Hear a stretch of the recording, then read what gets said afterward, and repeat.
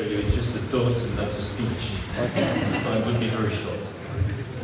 Mesdames et messieurs, chers amis, en vos grades et qualités, mon épouse et moi-même sommes très honorés de vous avoir l'un et l'autre aujourd'hui à l'Élysée avec l'ensemble de vos délégations et tous nos invités, car toutes les fois qu'Américains et Français sont réunis ensemble autour d'une même table de fête, il y plane une sorte d'esprit de 1776 qui appelle au meilleur de nos deux pays.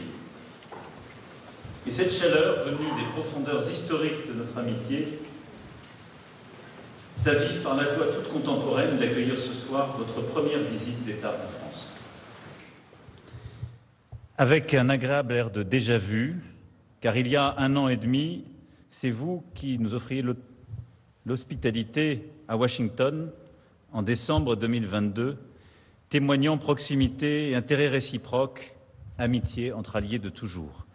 Et cette année 2024, pour tous les amoureux de la relation entre nos deux pays, a quelque chose de particulier. Parce qu'elle est faite de sang mêlé, de sacrifices réciproques pour notre indépendance et notre liberté. En effet, cette année est le 200e anniversaire de la tournée d'adieu américaine du marquis de Lafayette, héros de la Révolution américaine auquel, je sais, tous les Américains sont très attachés. Mais aussi le 80e anniversaire des débarquements de Normandie et de Provence. Et nous étions alors côte à côte, comme nous étions il y a 2 jours côte à côte en Normandie pour les cérémonies du 6 juin, pour nous recueillir dans la paix du cimetière de Colville et nous remémorer leur courage face à la plage d'Omaha, Omaha la sanglante, où tant des vôtres ont offert leur vie pour un pays dont ils n'avaient jamais foulé le sol. Nous n'oublierons aucun de ces héros qui, de la Normandie à Berlin, aidèrent à libérer un continent et notre pays.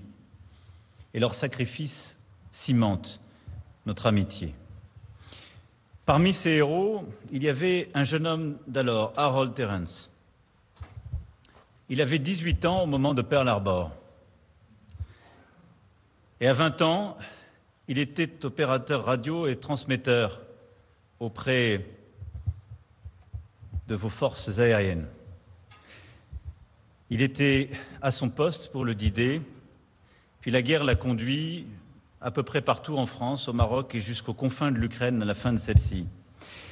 Et aujourd'hui, Harold a choisi notre pays à 100 ans pour épouser Jeanne Swerlin. Ils sont parmi nous aujourd'hui, scellant en plus de la célébration aux vétérans, un mariage que nous espérons heureux.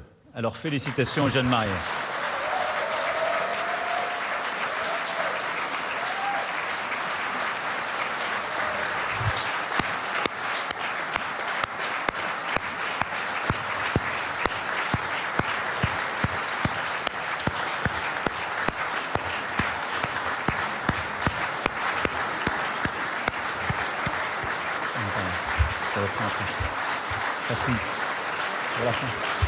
J'ai un verre pour tester. J'ai un verre pour le thé. Dans 2 minutes.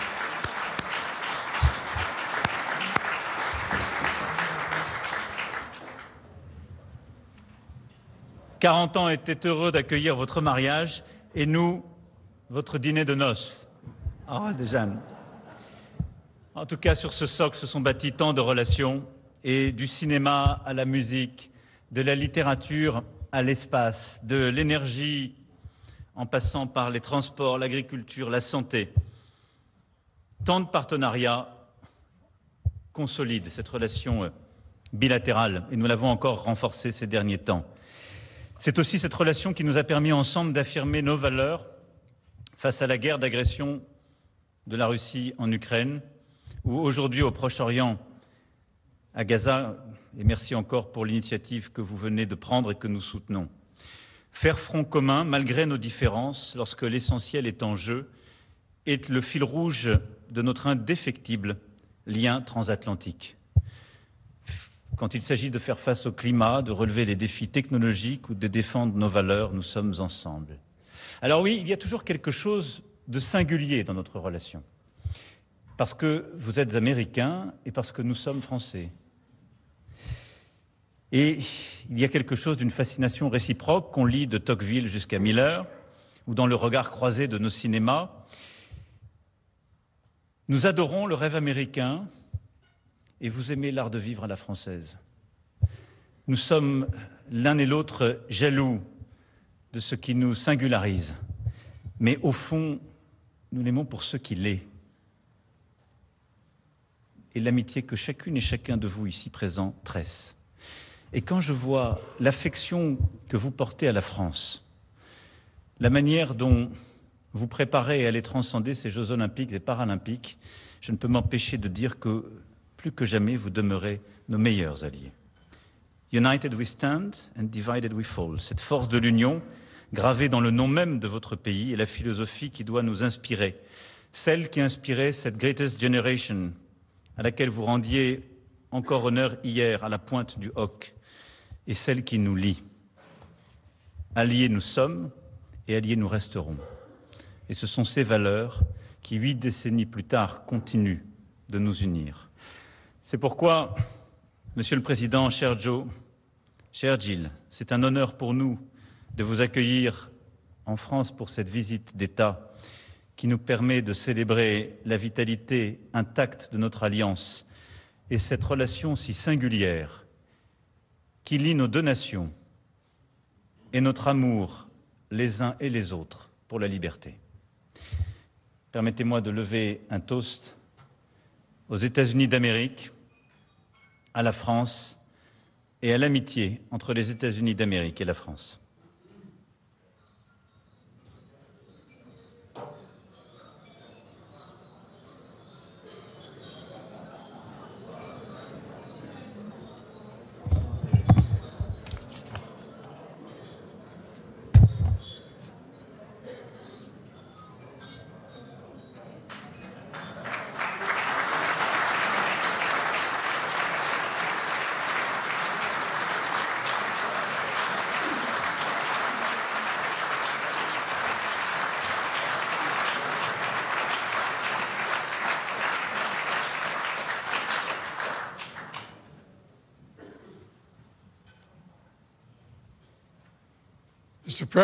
Monsieur le Président, Brigitte, chers invités, vous savez, il y a une légende dans ma famille. C'est que mon nom est Robinet. Et mon grand-père m'a dit que quelqu'un pourrait m'aider à trouver d'où ça vient, que ça vient de la Révolution américaine. Parce que M. Robinet est venu avec Lafayette et n'est jamais rentré en France. Il est resté aux États-Unis. Et donc, je suis un enfant de la Révolution américaine. Je n'ai pas pu prouver cela encore. Peut-être quelques généalogistes pourraient trouver la preuve. La France est notre premier allié. Et c'est très significatif. Vous avez été à nos côtés pour nous aider à trouver notre liberté et nous avons été avec vous ensuite, plus d'un siècle plus tard, pour faire la même chose. Nous sommes restés unis et nous restons des partenaires. C'est ce que les démocraties font. Et ça a été une semaine extraordinaire pour Gilles et moi. Et c'était formidable d'être ici. Je suis déjà venu plusieurs fois au fil des ans. Et je sais, je n'ai que 40 ans, mais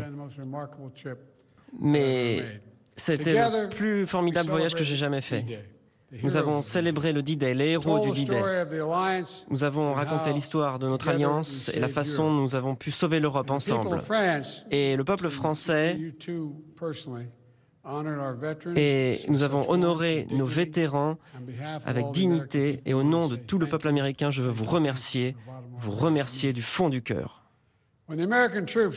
Lorsque les soldats américains ont débarqué il y a 80 ans, sur une mission audacieuse pour sauver le continent, chacun d'entre eux avait un livre donné par l'armée américaine. Le livre, c'était le guide de poche de la France. C'est vrai. Il y avait des conseils comme celui-ci. Ne faites pas les fanfarons, les Français n'aiment pas. Soyez généreux. Évitez les sujets à polémique, même si vous avez fait du français au lycée. Et tentez de suivre au moins de ces conseils. Moi, j'ai essayé d'en suivre au moins un. Et ensuite, cela disait, les Français sont nos alliés. Ils parlent la démocratie dans une autre langue. Et nous, les démocraties, nous ne nous ferons pas que des faveurs en nous battant l'un pour l'autre, parce qu'avec l'histoire, nous sommes tous dans le même bateau. Fin de citation. La France et les États-Unis ont toujours été là l'un pour l'autre. Nous nous serrons les coudes quand les temps sont difficiles pour défendre les valeurs qui sont au cœur, à l'âme de nos nations. Et je crois que c'est le cas aujourd'hui. La liberté, la fraternité, l'égalité. Génération après génération, nos deux peuples ont soutenu ces idéaux parce qu'ils savent que nous sommes un et nos pays n'en sont que plus forts et le monde plus libre et sûr. Emmanuel, nous sommes à un point très important de l'histoire, un tournant. Les décisions que nous prenons aujourd'hui vont déterminer notre avenir pour des décennies à venir. Nous avons beaucoup d'opportunités, mais aussi beaucoup de responsabilités. La France et les États-Unis sont ensemble, maintenant et pour toujours. Ce manuel de poche qui avait été donné aux soldats américains pourrait le dire, nous sommes dans le même bateau et nous ramons ensemble. Mesdames et messieurs, nous devons continuer à être à la recherche de la démocratie dans nos deux langues et être ensemble.